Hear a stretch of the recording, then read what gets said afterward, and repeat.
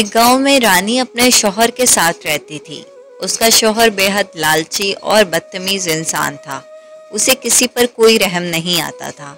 उसका काम दूध का था, तो इस काम के लिए उसके पास 2 गायें थी, एक गौली और एक मौली। गौली बेहद प्यारी और खूबसूरत गाय थी और वो बहुत सारा दूध दिया करती। इसलिए रानी का शौहर अमजद हमेशा उस पर बहुत मेहरबान रहता। उसे हमेशा टाइम पर घास देता और पानी भी रखता। जबकि मौली अभी पेट से थी, इसलिए वो दूध नहीं दे पाती थी, तो उसके लिए हमेशा उस सूखी घास होती थी। उसी सूखी घास पे मौली का गुजारा चलता था, लेकिन वो इतने दिनों से सूखी घास खा खा कर तंग आ चुकी थी। तो वो दोनों आपस में बात करती हैं। अरे गौली बहन, क्या बताऊं, इतनी भूख लगती है लेकिन कुछ अच्छा खाने को मिलता ही नहीं। ऐसे तो मैं और मेरा बच्चा दोनों मर जाएंगे, मौली कहती है। जबकि गौली उसको दिलासा देते हुए कहती है, मौली बहन, तुम परेशान मत हो। चाहे हमारा मालिक बहुत ज्यादा लालची है, लेकिन उसकी बीवी कितनी अच्छी है और कितने कोमल दिल की है। और बात बिल्कुल ठीक थी। अमजद की बीवी रानी बहुत ही अच्छी और नेक खातून थी। वो हमेशा सबके साथ रहम दिली करती। जब उसने देखा कि अमजद मौली को सूखी घास डाल रहा है, तो उससे ये बर्दाश्त नहीं हुआ और वो उसके पास उसे आकर दिलासा देने लगी। अरे मौली, तुम परेशान मत हो। अभी कुछ ही दिनों में जब तुम्हारा बच्चा हो जाएगा तो ये फिर से तुम्हें घास अच्छी सी देने लगेंगे। रानी को बहुत ज़्यादा दुख होता कि अमजद उसके साथ ऐसा रवैया क्यों रखता है। वो जब भी अमजद से बात करती तो अमजद उसे गुस्से में डांट देता। तुम्हें क्या पता इस बात का? अरे वो गाय सिर्फ खा ही तो रही है, तो इसलिए मैं उसे सूखी घास डालता हूँ, तो इसमें क्या हुआ? अब मैं क्या करूँ? जो पैसे गौली से आ रहे हैं वो सारे इस पे लगा दूँ, तो घर का खर्च कैसे चलेगा? रानी हमेशा चुप हो जाया करती। उसके पास इस बात का कोई जवाब नहीं होता था। जबकि अमजद अपनी लालच के साथ रोज बरोज वैसा ही था और उससे कभी किस पर रहम नहीं आया। मौली की तबीयत खराब होती जा रही थी।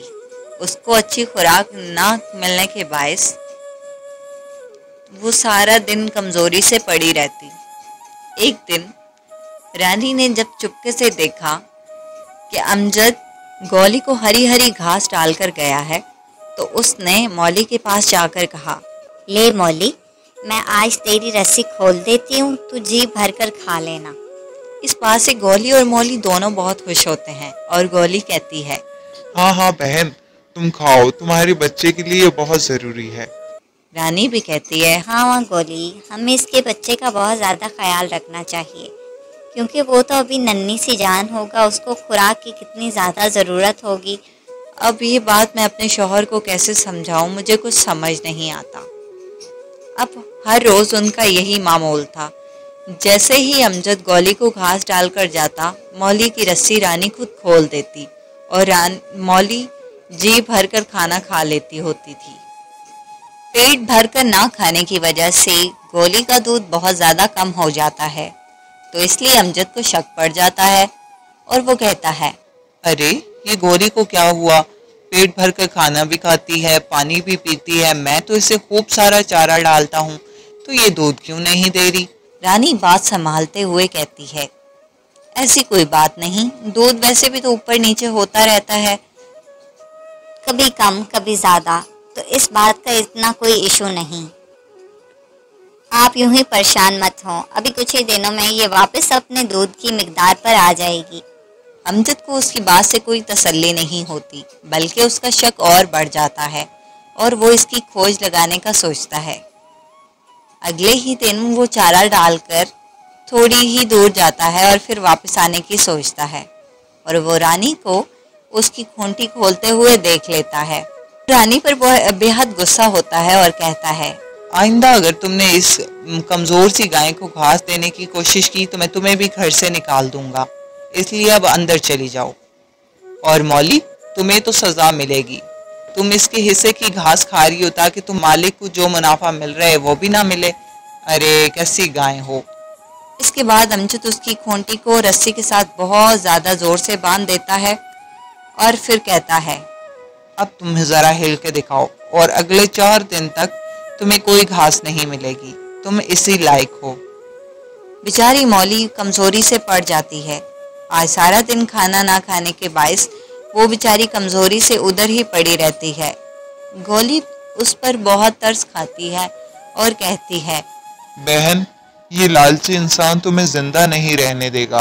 तुम ऐसा करो, तुम यहाँ से चली जाओ। मौली कहती है, कहाँ जाऊँ?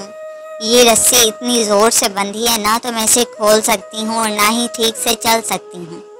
तो गोली इस बात को सुनकर कहती है, ठीक है, तुम ना सही, मेरे पास बहुत ज्यादा जोर है।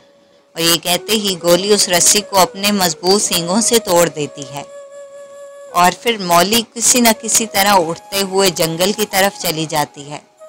जब वो जंगल में जाती है तो देखती है हर तरफ हरी भरी घास थी और बहुत सारी पानी की नदी भी थी। वो इन दोनों को देखकर बहुत खुश होती है और कहती है, अरे वाह, हरी हरी घास, अब तो बहुत ज़्यादा मज़ा आएगा।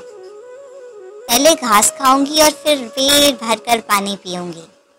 अब उसका रोज़ाना का यही मामूल था। वो पहले घास खाती और फिर पानी पीती और फिर सारा दिन टहलती रहती। उसको इस जिंदगी में बहुत मज़ा आ रहा था। कुछ ही दिन बाद मौली का एक बहुत ही ज़्यादा प्यारा बच्चा होता है। वो अभी बहुत छोटा था, तो इसलिए मौली को उसकी चिंता होती है और वो सोचती है, मैं तो बड़ी गाय हूँ, किसी का भी आसानी से मुकाबला कर सकती हूँ, लेकिन अगर मैं ज़रा सी इधर उधर गई तो मेरे बच्चे का ख्याल कौन रखेगा? कोई जंगली जानवर इसको खा ना जाए। इसके लिए कोई महफूज जगह होनी चाहिए। वो इतना सोच ही रही थी कि उसे अपने घर की याद आती है और वह कहती है कि ठीक है, कुछ दिनों में मैं अपने घर चली जाऊंगी। दूसरी तरफ अमजद बहुत ज़्यादा बीमार पड़ जाता है और उसकी तबीयत खराब हो जाती है। डॉक्टर उसको बताते हैं कि उसको एक बहुत ज़्यादा गंभीर बीमारी है और ये बीमारी सिर्फ गाय के दूध के साथ दवाई खाने से ठीक होगी। रानी कहती है, डॉक्टर साहब, हमारे घर अपनी गाय दूध देती है, तो इसका तो कोई मसला नहीं। आप बस जितने पैसों में भी हो सके हमें वो दवाई दीजिए। दवाई लेकर जैसे ही अमजद को रानी दूध लाकर देती है तो दूध फट जाता है और वो दवाई नहीं ले पाता। रानी ने बहुत सारे घरों से बहुत सारी गाय का दूध बदल कर देख लिया, लेकिन हर दफ़ा दूध को जैसे ही अमजद का हाथ लगता दूध फट जाया करता। अमजद इस बात से बहुत ज़्यादा परेशान हो गया था और वो सोच रहा था कि मुझे किस गुनाह की सज़ा मिली है। एक दिन रानी उसकी ये बात सुनकर कहती है, आपने उस बेचारी गाय पर कितना ज़्यादा जुल्म किया था। अल्लाह ताला अब हमें इस बात की इजाज़त नहीं देता कि हम जानवरों पर जुल्म करें, इसीलिए आपको इसकी सज़ा मिल रही है।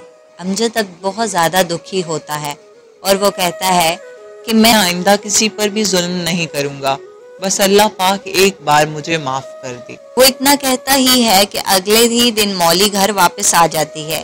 उसके छोटे से बच्चे को देखकर गोली बहुत खुश होती है और कहती है, वाह बहन, तुम्हारा बच्चा कितना प्यारा सा है। मौली मुस्कुराती है। इतने में ही जब रानी को पता लगता है कि मौली वापस आ गई है तो वो अमजद को बताती है। अमजद गाय से माफ़ी मांगता है और कहता है, माफ़ करना मौली, मैंने तुम्हें खाने को कुछ नहीं दिया और ना ही तुमसे अच्छा बर्ताव किया। इस बात के लिए मैं शर्मिंदा हूँ।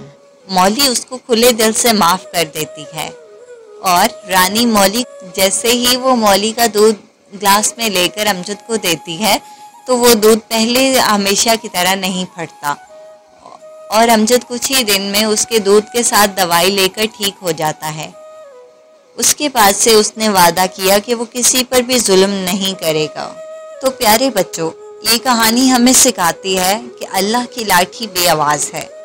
इंसान को कभी भी किसी जानवर और किसी इंसान पर जुल्म नहीं करना चाहिए, वरना जब उसकी पकड़ आएगी तो बहुत सख्त होगी।